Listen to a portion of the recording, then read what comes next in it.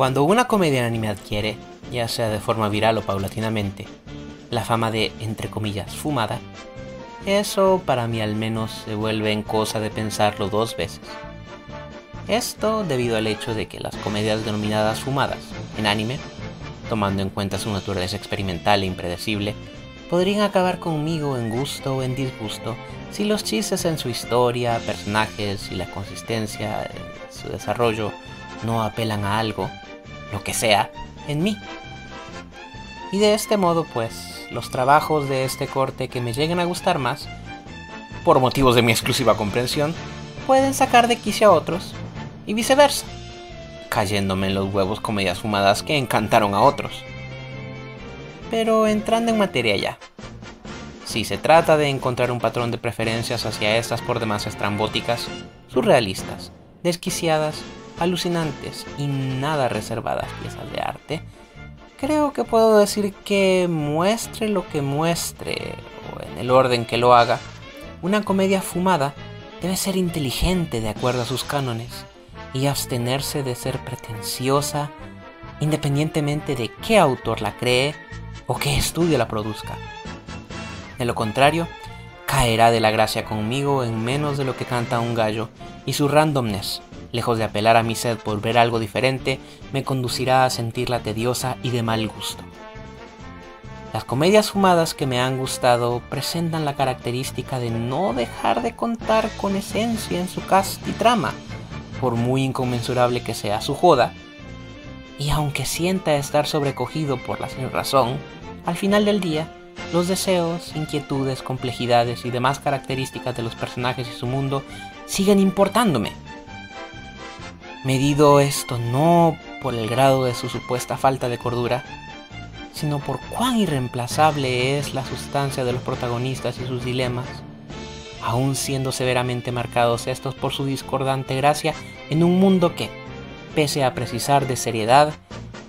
dejaría de ser lo que es sin un poco de absurdo. Ese, amiguitos, es, sin lugar a dudas, el caso del trabajo del que hablaré en esta ocasión.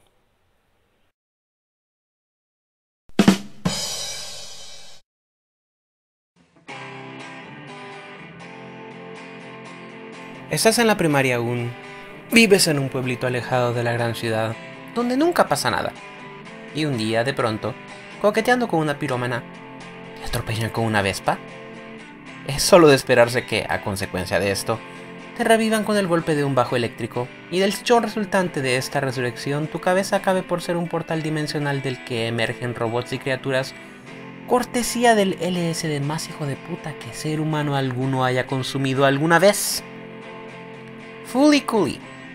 FLCL, o como es mejor conocida esta usada en japonés, Furikuri, está hecho de esta volatilidad de principio a fin, dándole rienda suelta a placer durante 6 episodios que, a decir verdad, se sienten el doble de largos, y nos muestra la vida de un grupo de seres humanos disfuncionales en prácticamente todo campo social, real o irreal, enfrascado en la lucha por despertar, contener, poseer, controlar y posiblemente hasta coger a una semideidad pirata interestelar conocida por el nombre de Atomsk, viéndose sus vidas alteradas radicalmente en un espectro amplio, mas no así en su día a día, no dejando de ser por estos hechos tan complejos y conflictivos como de costumbre. Dicha conflictividad emocional es el combustible de uno de los plot devices más importantes de la serie, el chichón de Naota, el joven protagonista, cuya nueva calidad como portal dimensional es activada cada vez que alguno de los personajes experimenta un cambio emocional drástico, desatando con ello peleas titánicas que, pese a su naturaleza destructiva, no intentan arrebatarle el reflector a los miembros del elenco. De este modo, pues, la disputa por despertar, contener, poseer, controlar y posiblemente hasta coger a Atomsk deriva en una triple competencia protagonizada por Naota, Haruko, la investigadora galáctica que tuvo a bien dejarle el chichón portal,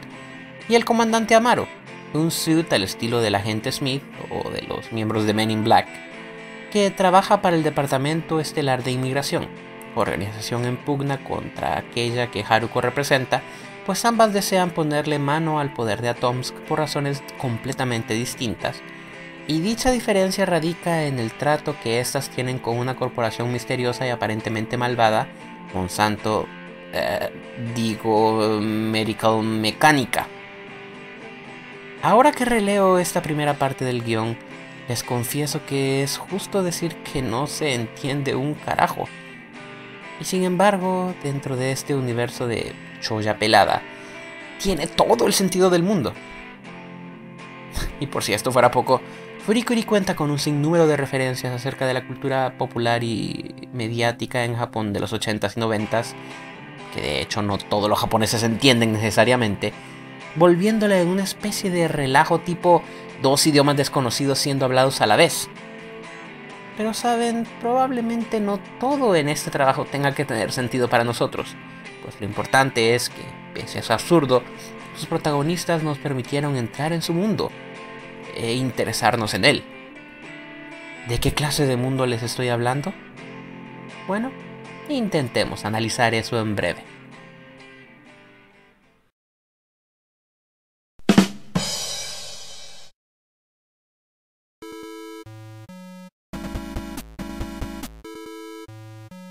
Este es un grupito del que siempre me ha gustado hablar, y esta vez no será la excepción. Nanda Naota es el niño héroe de este océano de eventos bizarros sucesivos. Aparte de ser, a través del chindondo en su frente, una puerta dimensional a la fuerza, como ente de su pequeña comunidad es un estudiante de primaria cuyo único modelo a seguir es un hermano mayor que no se halla en Japón por estar jugando béisbol en los Estados Unidos, quedando a cargo de un padre y un abuelo que, lejos de inspirarle madurez, le provocan miedo e incertidumbre ante la posibilidad de llegar a ser adulto algún día. Es inmaduro y taciturno en muchos sentidos, pero no sin razón, y además muestra constantemente señales de madurar mucho más rápido que cualquiera a su alrededor, incluyendo por supuesto a sus mayores. Dentro de los parámetros de esta locura audiovisual, Naota es por demás idóneo y cuaja tan bien con los demás miembros del reparto, tanto a nivel de chiste como de trama, que es un verdadero deleite verlos interactuar. Además, la relación entre él como muchacho negándose a crecer, las mujeres de su vida, y a Tomsk como una especie de representación de potencial fuerza de voluntad, definitivamente funciona mejor de lo que cualquiera se esperaría para un trabajo de este corte. Sameji Mamamimi, francamente, es uno de los personajes femeninos mejor hechos que haya tenido el privilegio de ver a nivel de complejidad. Siendo una pirómana relegada social, aficionada a la fotografía, abusada por sus compañeros y aparentemente dejada a su suerte por sus padres o cualquier clase de representante legal, Mamimi, exnovia del hermano mayor de Naota, aún clavada en él, ve en el niño a una especie de sustituto de su antigua pareja, más vulnerable que ella debido a la edad y falta de experiencia, creando con el último, vez tras vez, un vínculo de amor y amistad difícil de definir la mayor parte del tiempo, y ello me encanta. Mamimi, a pesar de ser una víctima, lejos de actuar como tal, es casual e inmadura, pues si bien por un lado se le ve actuar con ternura y gentileza con Naota, fuma y es capaz de retener y eventualmente liberar subrepticiamente odio por quienes la mortifican. Sufrida pero aún capaz de retener su natural y aparentemente indiferente gracia, Mamimi siempre logra cautivarme con sus inesperados y agudos one-liners. Haruhara Haruko es, por default, el personaje rompecrismas de esta serie, siendo prácticamente el origen mismo de todo evento radical y absurdo en la trama, valiéndose de conductas, parlamentos, reacciones e interpretaciones más allá de cualquier entendimiento que no sea el de ella. Pese a confesarme susceptible a la naturaleza de esta clase de personajes, pues el randomness, porque sí, suele hacerme crujir los dientes, Haruko, una vez se le conoce mejor, empieza a modular el tono de su humor y a explicar mejor quién es y el porqué de su aparecimiento en la Tierra y, por supuesto, su enfermiza obsesión con Atomsk.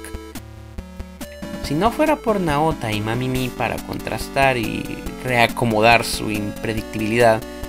Haruko tal vez me caería mal, pero es precisamente porque su contraste con el atormentado y psicológicamente complejo par antecitado es tan bueno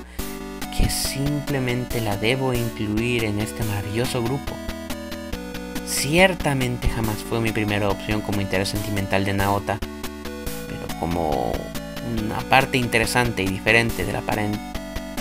triángulo amoroso que acaba por formar con Mamimi, es decir, como recurso narrativo, no me es desagradable.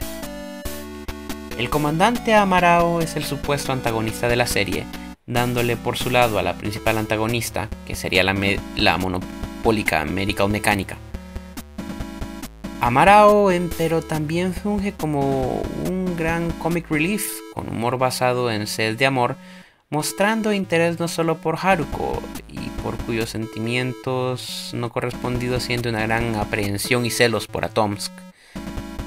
Siempre me ha gustado pensar en el comandante Amarao como una especie de amante trágico a lo Miroku, pero con una suerte aún más atroz, siendo simpático a su modo pese al rol que se le confirió. El complemento emocional que logra con su subalterno, la teniente Kitsurubami, siempre me costó pronunciar eso, no solo es eficiente a la hora de mostrar qué clase de organización es la que los representa, sino que también es fuente de un sinnúmero de humor basado en tensión sexual y amor frustrado. Finalmente, Kanchi. Kanchi es un televisor. Sí, así es. Kanchi es una tele con cuerpo y patas cibernéticas, que sale de la ñola de Naota para asistirlo y combatir junto a él a través de inesperadas fusiones matadas de la risa a los enemigos que las emociones de Naota y compañía evocan sin querer a través del agujero dimensional de la discordia. Kanchi a su vez es el vector a través del cual Atomsk, el pirata intergaláctico más maldito de todos, acaba por manifestarse, y uno de los iconos más representativos de la sinrazón que se desata en cada episodio de este trabajo. Normalmente pasivo y adorado y temido por distintas razones, por distintos personajes, Kanchi el tele, sin embargo, es de temer una vez se presta a combatir, y con mucha más razón cuando las guitarras y los bajos son sacados de sus vainas para golpear con ellos a cualquier enemigo que amenace con destruir a nuestros disfuncionales pero adorables protagonistas.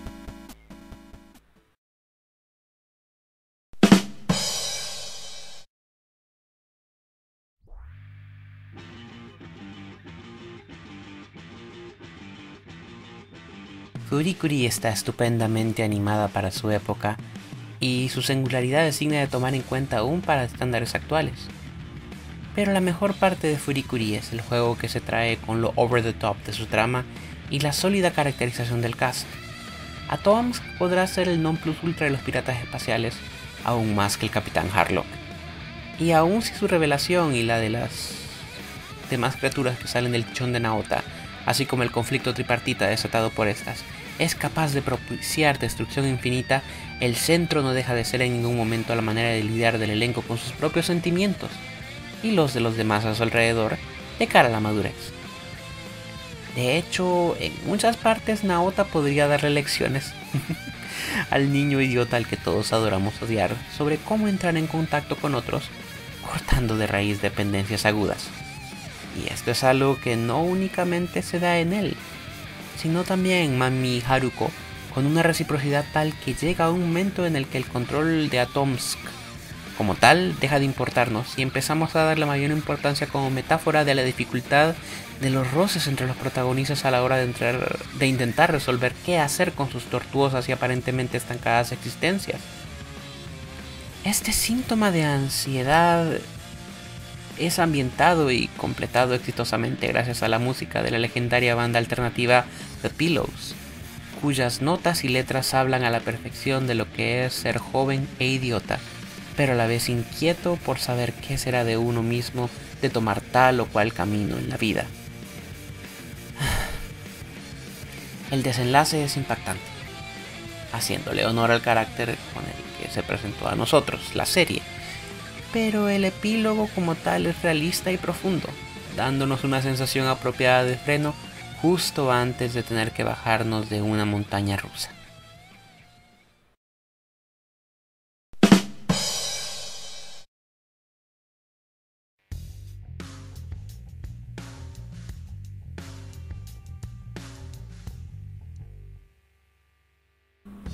Aparte de mi usual y esperado rant ante Haruko como personaje random con ganas y de personalidad descarada,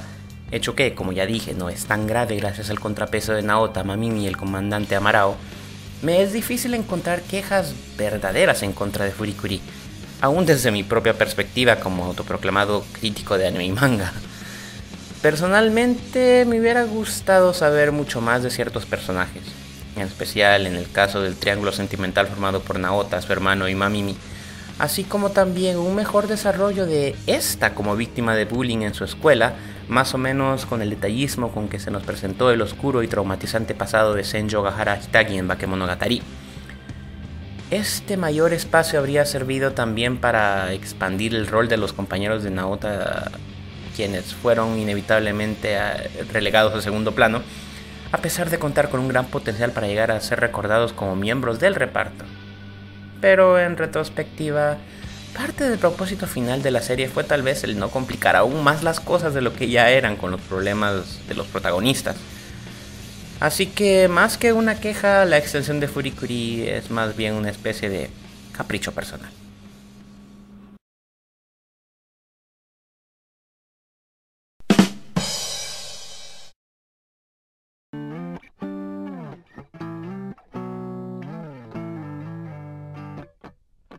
Contrario a lo que muchos pensarían luego de escuchar este review, no me considero en lo particular adepto a los trabajos de Gainax de un corte similar o a esta manera de trabajar conceptos entre comillas fumados en comedia.